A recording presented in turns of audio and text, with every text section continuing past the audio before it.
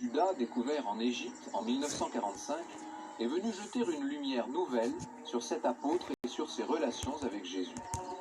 Non, Jésus n'est pas trahi par Judas. L'évangile de Judas a obligé une certaine frange d'historiens à réinterpréter entièrement le personnage mythique et surtout faux de Judas.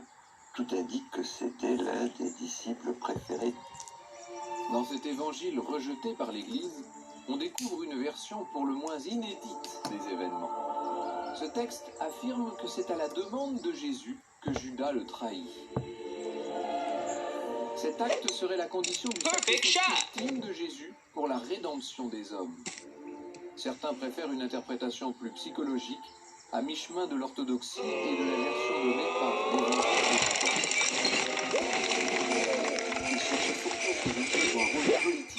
À partir du moment où Jésus refuse de jouer ce rôle politique, qu'il refuse d'être un messie libérateur d'Israël et qu'il utilise sa puissance uniquement pour un message spirituel, il est trop déçu et il va le trahir pour que Jésus finalement réagisse. En se disant, lorsqu'il va être arrêté, lorsqu'il va être face aux gardes, il va se révolter.